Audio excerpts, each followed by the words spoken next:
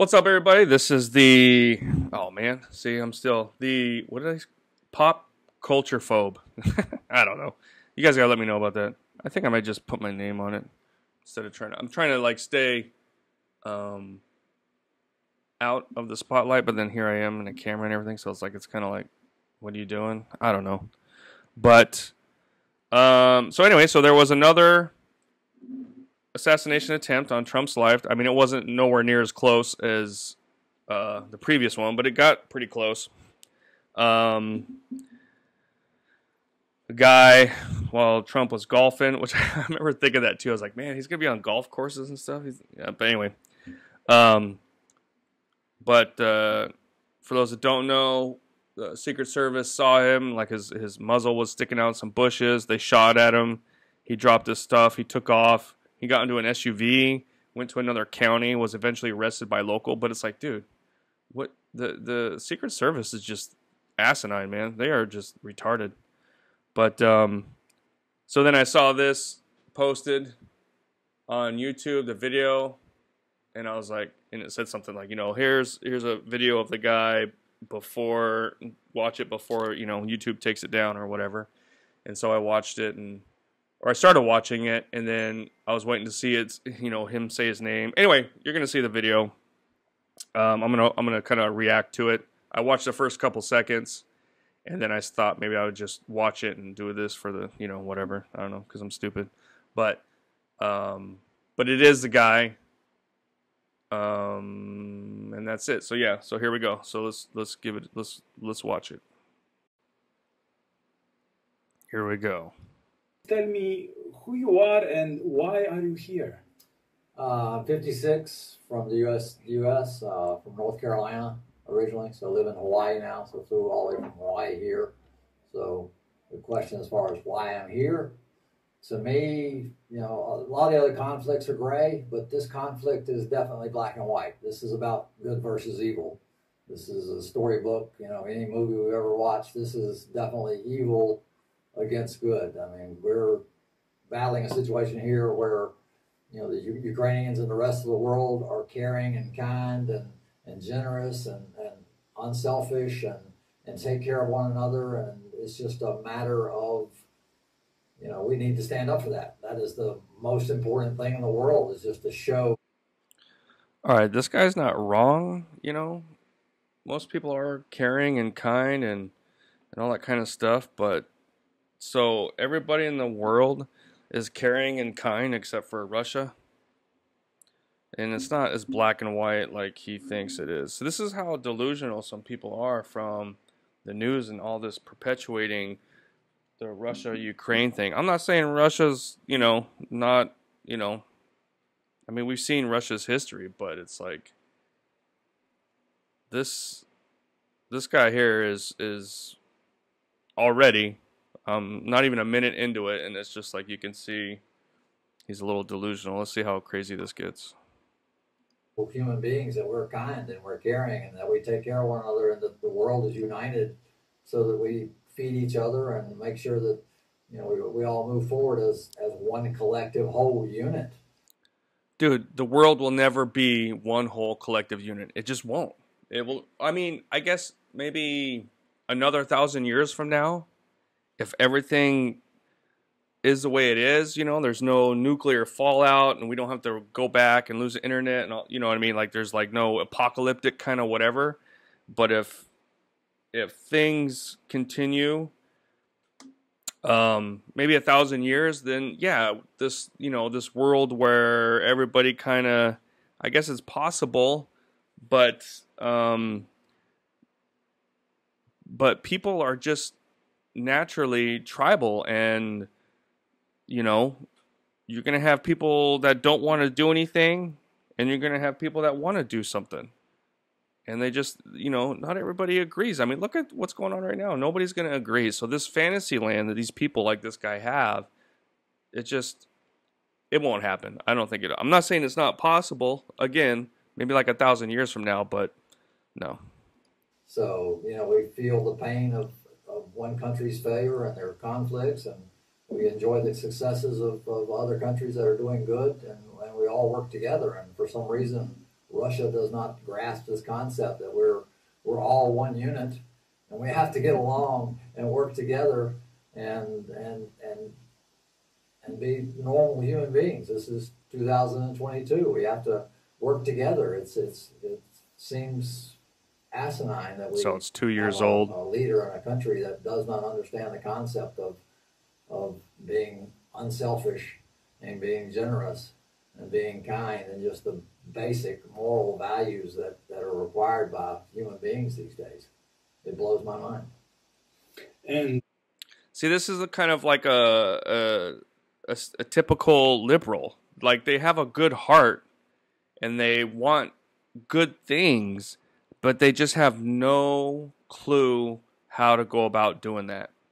It's not a simple thing, because everybody, I mean, look, you can't even, like, what was I watched a video where a guy, like, he's feeding some crows, right? Like, in his back patio. He's like, he's throwing bread. He's like, so I was telling people I was feeding some crows on my back patio, and then I had people complaining saying those aren't crows, those are ravens.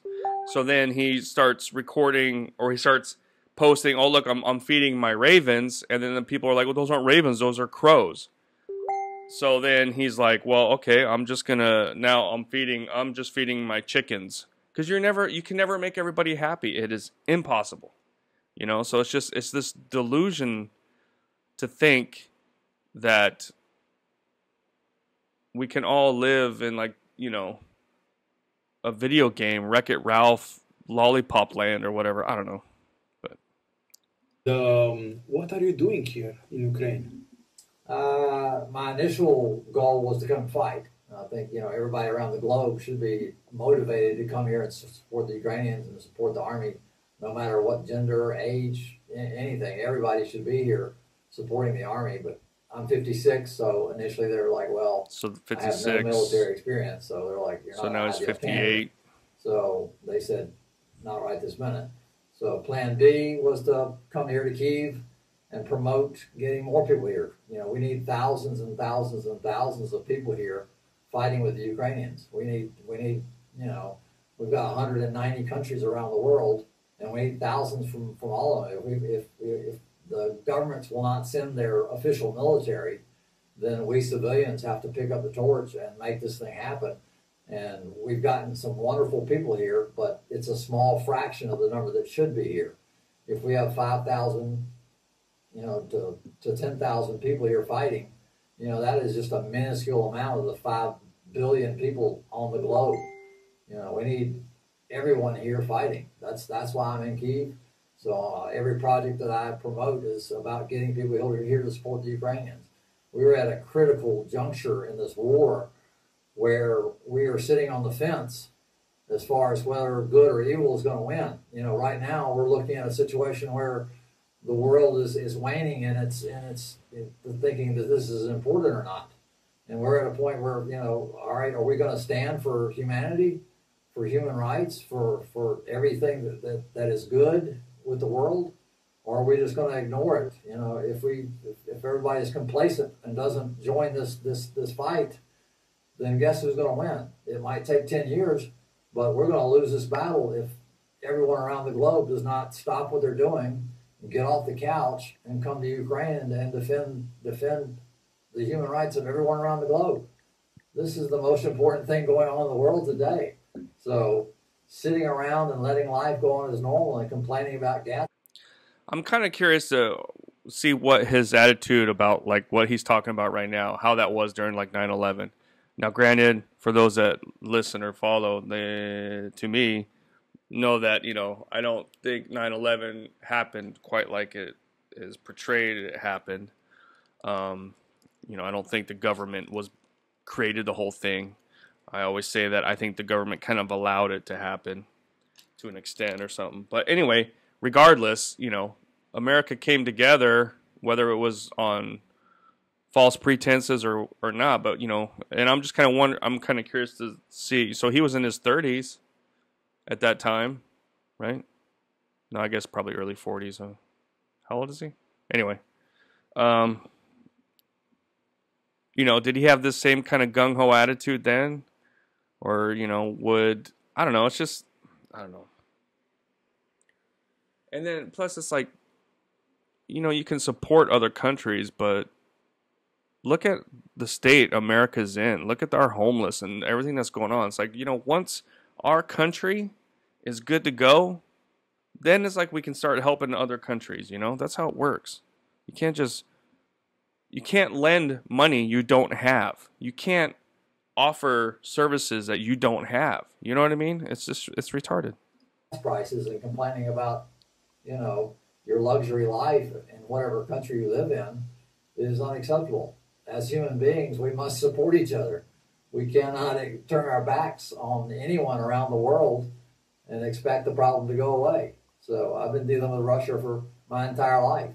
You know, we had one period where it was okay, but now we've let it slip back into terrorism. So it's just, the world needs to respond. You know, why world leaders are not sending military is beyond me. We're going to have to elect new leaders the next go around that have a backbone and that, you know, have the fortitude to say, hey, we're not going to tolerate this type of behavior. This type of behavior is unacceptable anywhere, any place, you know. So it's totally unacceptable. And why people are not responding, I do not know. What impressed you the most since you are here? My trip to Irpin was pretty emotional. So, you know, going and seeing the buildings that were burned and destroyed and things of that nature. I think more emotional for me is just talking to the guys that have come here. You know, when you talk to a 20-year-old guy that sold everything he owns to come here to fight, that is heroism. You know, he's coming here to risk his life for humanity, for the Ukrainians. You know, guys that sell everything they own to come here and support the Ukrainians while others sit at home and do nothing. You know, it's totally mind-blowing how we have this divide of people that are selfless and courageous and wonderful and willing to sell everything they own to come here and support, you know, keep people from getting killed, to shelter kids and protect Ukrainians, and others that just, you know, want to sit at home and not. It's just, you know, it's an indictment of our entire human society to say, hey, you know, where do we stand? Do we stand for good? Again, see, like his heart is in the right place. It's just, I don't know. I mean, if somebody wants to do all that, if they want to go and they want to go support another country, sell their stuff, then hey, that's fine. You know, props to them. I ain't got no problem with that, you know. But, you know, geopolitics is just not,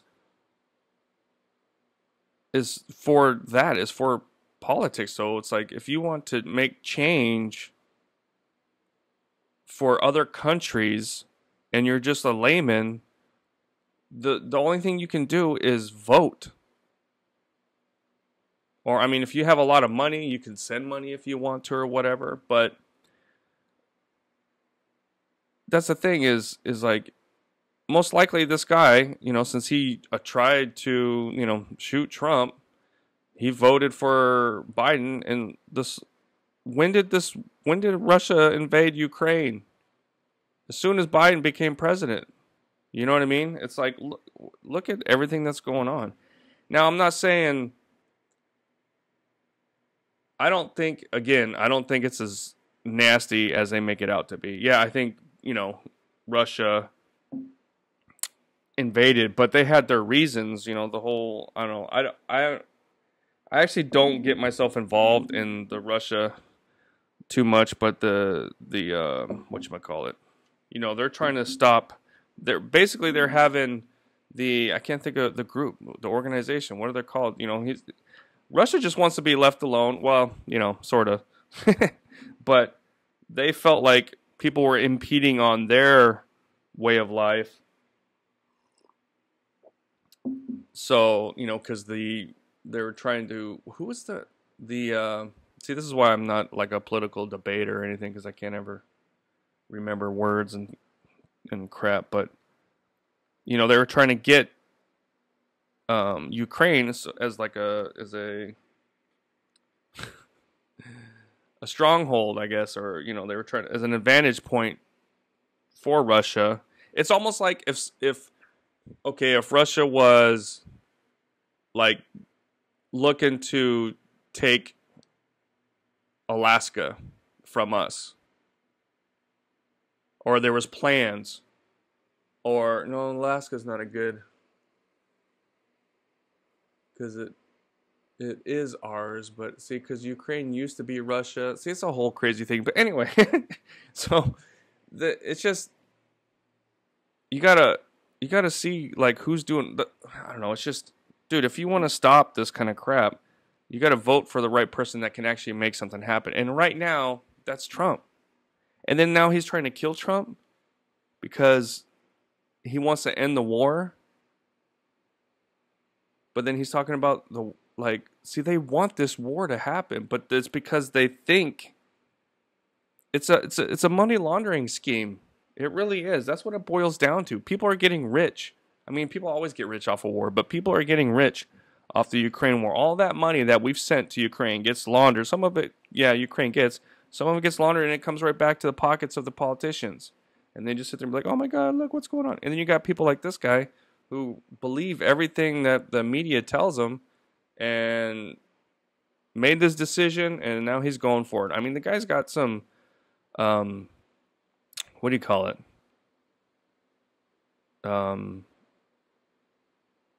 He's got some oomph. I can't think of the word, but I don't know. Let's see. Okay, let me finish this. Or do we just not care? I mean, does the world not care? We care. That's the feeling I we can't care about everything all the time. With everybody. You know, every one of us is responsible for the outcome of this war. Every one of us. You know, by our actions and what we do. And you know, when I call back, who you vote for, $5 so I can put enough money together to get a vest for a Ukrainian, and I get no response. I'm like, I'm not sure that the world is as wonderful as I once thought it was. It never has been. That everyone will respond, very generously. The world has never been a wonderful place. See, that's the problem, man. Because the world has always been crap. This crap has always been going on. But it's like individuals like this who just live in their fantasy land and go about their lives watching their Marvel movies and not caring about nothing. And then all of a sudden, something gets their attention. They're like, oh my gosh, this is horrible. It's never been like this. It's always been like this. Unselfishly.